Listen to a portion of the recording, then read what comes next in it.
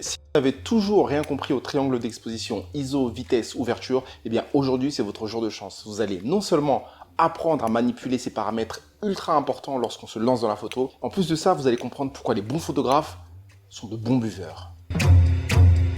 Dans une vie antérieure, je n'étais pas photographe mais barman. J'avais un client régulier, Tonton Patience, un alcoolique notoire. Pour une raison qui m'échappe, il aimait se comparer à un appareil photo. Quand Tonton Pat commandait un verre de bière, il exigeait qu'il y ait la bonne quantité de bière dedans. Ni trop, ni trop peu. C'est-à-dire que le verre doit être rempli à ras-bord. La bière, c'est comme la lumière. Et un appareil photo, lui aussi, il lui faut la bonne quantité de lumière dans son gosier. Je veux dire, dans son capteur. Et pour ça, mon petit, écoute bien. Les deux paramètres qu'on appelle vitesse et ouverture vont jouer un rôle crucial. Ok, Tonton Pat, j'ai rien compris, mais je sens que tu as un petit peu soif. Laisse-moi te servir. J'ouvrais le robinet à bière avec un débit moyen. Ça, c'est le paramètre d'ouverture. Puis, je passais le verre dessous et devais attendre quelques secondes le temps qu'il se remplisse. C'est le paramètre de vitesse. Problème, je retirais le verre beaucoup trop tôt. Résultat, Tonton Pat se retrouvait avec un verre à moitié vide. Et alors, il ne manquait jamais de me le faire remarquer. Tu vois, mon petit, mon verre, là, tu l'as sous-exposé. Tu veux me priver des lumières. Tu veux que je reste coincé dans les ténèbres, tu sais. En photo, le résultat serait une image trop sombre. Donc, voilà la solution. Diminue un peu ta vitesse et laisse le temps à ce magnifique verre de se remplir correctement. Je diminuais ma vitesse de passage sous le robinet et retirais le verre pile poil quand il était rempli. Ça, c'est la bonne exposition. J'avais compris le truc, mais parfois j'en faisais un petit peu trop.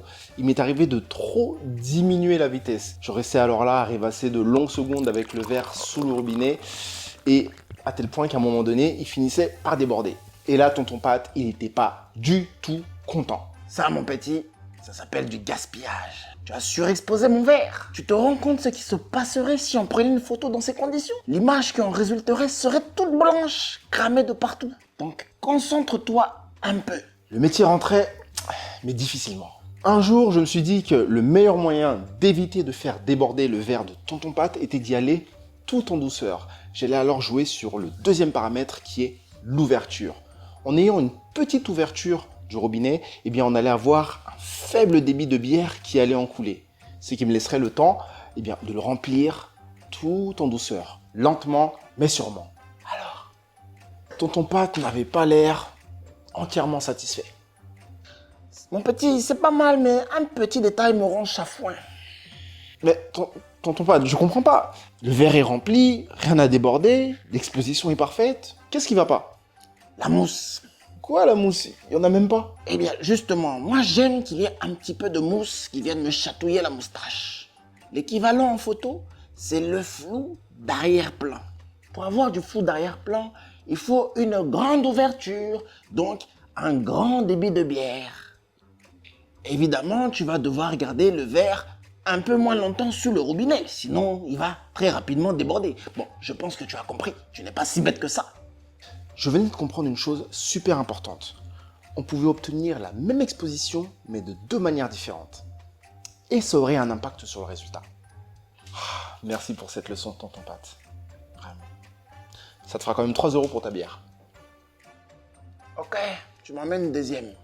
Ok. Ça fera 6 € alors. J'ai que 3 € mon petit, mets-moi une deuxième. Mais Tonton Pat, je peux pas te servir 2 bières pour le prix d'une. Bien sûr que tu peux.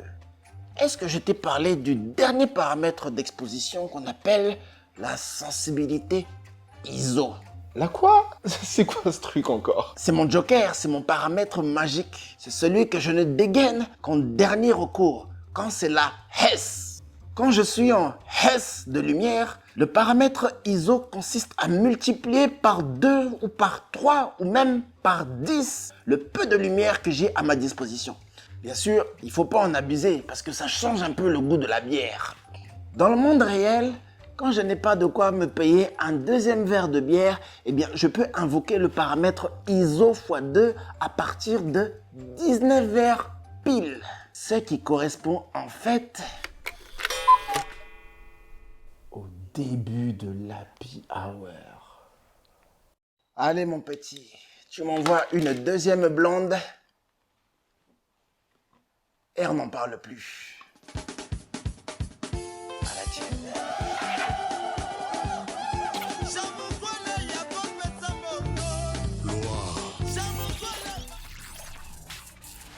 Mon ami, si tu ne t'abonnes pas, c'est un péché.